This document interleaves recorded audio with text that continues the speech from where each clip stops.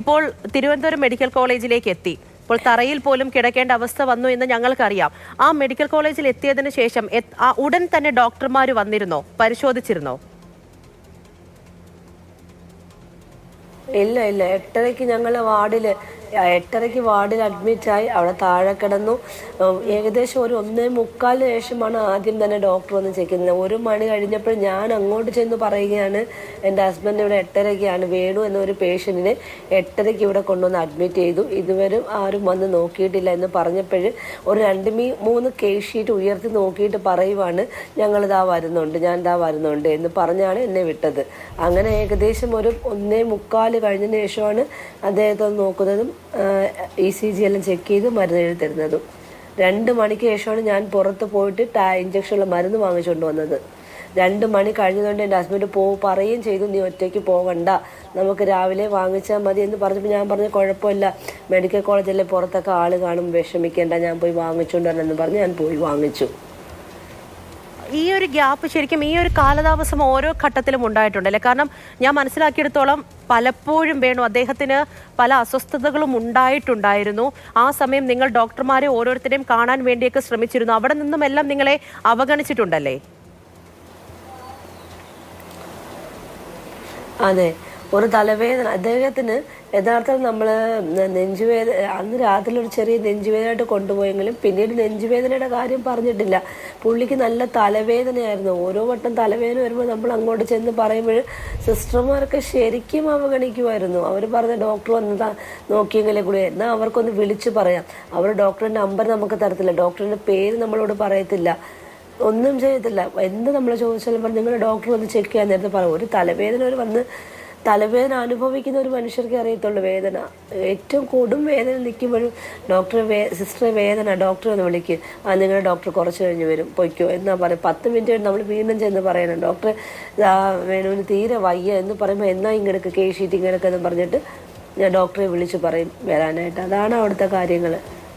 ഈ ആൻജിയോഗ്രാം ചെയ്യുന്നതുമായി ബന്ധപ്പെട്ട് അപ്പോൾ അത് എമർജൻസി ആയിട്ട് ചെയ്യണം എന്നുള്ളത് നിങ്ങളടുത്ത് കൊല്ലത്ത് തന്നെ പറഞ്ഞിട്ടുള്ള കാര്യമായിരുന്നല്ലോ. അതിൻ്റെതായിട്ടുള്ള എല്ലാ രേഖകളും നിങ്ങളുടെ കയ്യിലുണ്ടായിരുന്നു. എന്താണ് ശരിക്കും അദ്ദേഹത്തിന് സംഭവിച്ചത് എന്നതുൾപ്പെടെ. അപ്പോൾ അവിടെ ചെന്നിട്ട് എത്രയും പെട്ടെന്ന് ചികിത്സ ലഭ്യമാക്കേണ്ടതാണ്. പക്ഷേ ഈ ഒരു സംഭവത്തിന് ശേഷം ഓരോ ഘട്ടത്തെക്കുറിച്ചും അവർ ഓരോ ന്യായങ്ങൾ നിർത്തിക്കൊണ്ടിരിക്കുകയാണ്. ഇപ്പോൾ ഈ ആൻജിയോഗ്രാം എന്തുകൊണ്ട് വൈകി തുടങ്ങിയ കാര്യങ്ങൾ ഉൾപ്പെടെ പല വാദങ്ങളും നിരത്തുന്നുണ്ട്. പക്ഷേ സത്യം എന്താണ്, അതിൻ്റെ രേഖകൾ എന്താണ് എന്നതുൾപ്പെടെയുള്ള കാര്യങ്ങൾ നിങ്ങളുടെ കയ്യിലുണ്ടല്ലോ. അപ്പോൾ ഈ വാദങ്ങളൊക്കെ തെറ്റല്ലേ? ഈ ഓരോ ഘട്ടത്തിൽ ചികിത്സ വൈകിയിട്ടില്ല എന്ന് പറയുമ്പോഴും അതിനെയെല്ലാം ഭേദിക്കാൻ വേണ്ടിയിട്ട് എന്തെല്ലാം കാര്യമാണ് ഇപ്പോൾ താങ്കൾക്ക് പറയാനുള്ളത്? അദ്ദേഹത്തോടൊപ്പമുള്ള ആരാണ്? ഓരോ കാര്യത്തിലും താങ്കൾക്കറിയാം എന്താണ് അവിടെ സംഭവിച്ചത് എന്നുള്ളത്. പെട്ടെന്ന് ചികിത്സ വൈകിക്കുന്നു എന്ന് പറയുമ്പോൾ എത്രമാത്രം വൈകിയിട്ടുണ്ട്? മാത്രമല്ല വേണു അദ്ദേഹം തന്നെ ഡോക്ടറിന്റെ അടുത്ത് ചെന്ന് കാര്യങ്ങൾ സംസാരിച്ചതല്ലേ ഈ 5 ദിവസത്തിന് ശേഷം? അതാണല്ലോ ഇത്രയും പ്രശ്നമുണ്ടാക്കിയതും.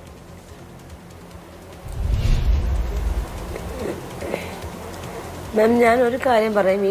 ഞാൻ ഈ മെഡിക്കൽ കോളേജിൽ കൊണ്ടുപോയിട്ട് ഈ ഇഞ്ചക്ഷനും മരുന്നും കൊടുക്കാനാണെങ്കിൽ എനിക്ക് ഒരിക്കലും മെഡിക്കൽ കോളേജിൽ കൊണ്ടുപോകേണ്ട കാര്യമില്ലായിരുന്നു.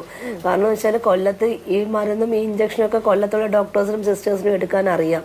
പിന്നെ അവിടുന്ന് പറഞ്ഞത് എമർജൻസി ആൻജിയോഗ്രാം വേണം, ഇവിടെ എമർജൻസി ഇല്ല, ഒരു ഡേറ്റ് തന്നേ പറ്റൂ, ഈ പേഷ്യൻറ്റിൻ്റെ നില ക്രിട്ടിക്കൽ ആയതുകൊണ്ട് നിങ്ങൾ മെഡിക്കൽ കോളേജിൽ കൊണ്ടുപോയി എന്ന് പറഞ്ഞാണ് ഞങ്ങളെ വിട്ടത്. അവിടെ കൊണ്ടുപോയിട്ട് ഇത്രയും മരുന്ന് കുത്തിവെച്ചാണ് ആ മനുഷ്യനെ അവിടെ കിടത്തിയിരുന്നത്. ഇതിൽ നിന്ന് മനസ്സിലാകത്തില്ല അനാസ്ഥയാണെന്ന്. തിങ്കളാഴ്ച കാർഡിയോളജിയിൽ പോയിട്ടോ, കാർഡിയോളജിയിൽ അവിടെ നിന്നിട്ട് നമുക്ക് വാർഡ് 2 റെഫർ ചെയ്യുന്നു. ഡോക്ടർ എന്ന് പറയുന്നു ബുധനാഴ്ച ആൻജിയോഗ്രാം ചെയ്യാം, ചൊവ്വാഴ്ച എക്കോ എടുക്കാം. വീണ്ടും ചൊവ്വാഴ്ചയും എന്ന് പറയുന്നു നാളെ ആൻജിയോഗ്രാം ചെയ്യാം, എന്നിട്ട് ആൻജിയോഗ്രാം ചെയ്തില്ല.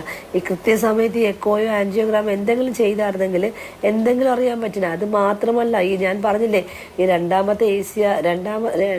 തീയതി ഈ ACR ലാബിൽ ചെക്ക് ചെയ്ത ബ്ലഡിൻ്റെ ഡ്രോപ്പ് എന്ന് പറയുന്നത് ഗ്രേറ്റർ ദാൻ 26.9 ആണ്. എന്തുകൊണ്ടാണ് ഡോക്ടർ ശ്രദ്ധിച്ചില്ല? വർക്ക് ലോഡോ അങ്ങനെ ഒന്നും പറഞ്ഞ് ഒരിക്കലും ഒഴിയാൻ പറ്റത്തില്ല. ഒരു ജീവനാണ് ഇവിടെ പൊലിഞ്ഞിരിക്കുന്നത്. എൻ്റെ വീടിൻ്റെ ഒരു ആശ്രയം ഇവിടെ പോയിരിക്കുന്നത്.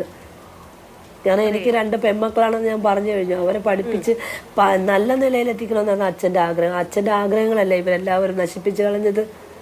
ഇവർക്ക് എന്ത് ഉത്തരവാണ് പറയാനുള്ളത്? എന്നിട്ട് ഇവർ പറയുന്നു പല കാര്യങ്ങൾ, അനാവശ്യമായ പല കാര്യങ്ങളാണ് പറഞ്ഞിവിടെ നിർത്തിക്കൊണ്ടിരിക്കുന്നത്.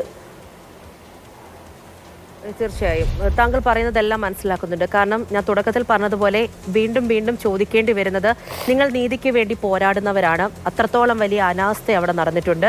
അതിൽ നിങ്ങൾക്ക് നീതി ലഭിക്കട്ടെ എന്ന് തന്നെ പറയുകയാണ് ശ്രീമതി സിന്ധു. വളരെ നന്ദി ഈ ഒരു അവസരത്തിലും ഞങ്ങളടുത്ത് സംസാരിക്കാൻ തയ്യാറായതിന്.